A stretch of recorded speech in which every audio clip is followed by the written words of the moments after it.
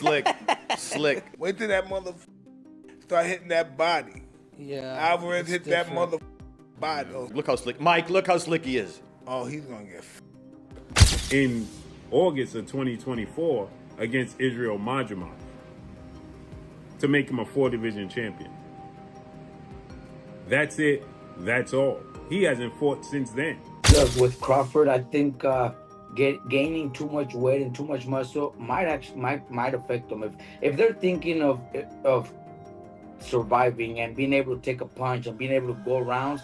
After accompanying Canelo Alvarez during the news conference, Mike Tyson cautions Terence Crawford, saying Crawford is far too tiny to take on Canelo. Tyson maintains that Crawford has no realistic chance of defeating the Mexican champion and thinks spectators aren't really interested in the bout. His remarks give the pre-fight conversation a keen edge and stoke discussion about whether the fight should go place at all. That Terence Crawford is simply too small and doesn't have a chance to beat Canelo Alvarez. I am Mike Tyson. He says that this is a fight that nobody calls for. It's just simply too much of a size difference. Shannon Briggs is the believer in styles make fights, skill set, and the skill set of Canelo Alvarez versus the skill set of Terence Crawford favors the skill set of Terence Crawford, not only just to win, but to possibly stop Canelo Alvarez for the first time in his career. Now, Canelo Alvarez is a first ballot Hall of Famer. Terence Crawford is a first ballot Hall of Famer. Terence Crawford is 4-division champion, undefeated, 2-division undisputed champion.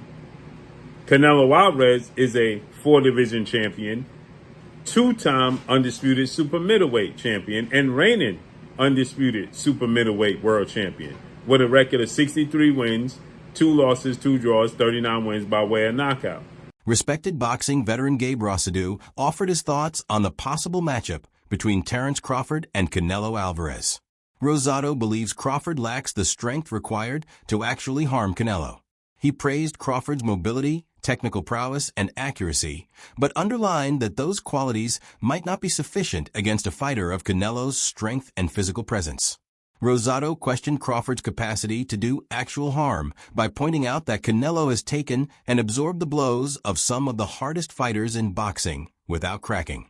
For Rosado, one of the main obstacles Crawford would have in this duel is the disparity in physical strength and stamina. So I don't see how Crawford could hurt Canelo, because Canelo's been in there with Kovalev. He's been in there with Bivol. You know what I'm saying? He's been in there with big punchers. You know what I'm saying? So it's like, how can a guy that's really a 47-pounder, even though he's up in weight, I don't see how he can hurt Canelo. You know what I'm saying? It just feels completely, because your body is different to absorbing a bigger blow. So, you know what I'm saying? But it's like, when I spar the guys in the lower weight classes and they hit me, bro, it's like, no disrespect, but it just feels like you get hit with a pillow.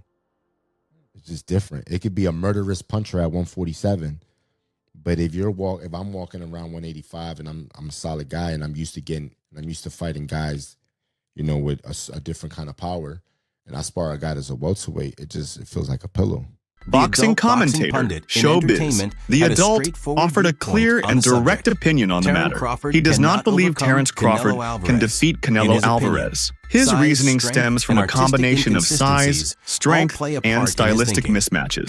Showbiz noted that Canelo's experience against elite opposition across multiple weight classes has given him a skill set uniquely suited to neutralizing fighters like Crawford. While acknowledging Crawford's versatility and boxing IQ, Showbiz argued that these qualities alone would not be enough to counteract Canelo's power and ring control. In his view, the matchup heavily favors Canelo, and Crawford would have to produce something extraordinary to change that outcome. Spaceman Films. What up, Biz? Who you got? Canelo Crawford. Yeah, got Canelo. I heard the punches that he hit Charlo with. I don't know if Crawford can absorb those punches. I know he's a great man and a great warrior.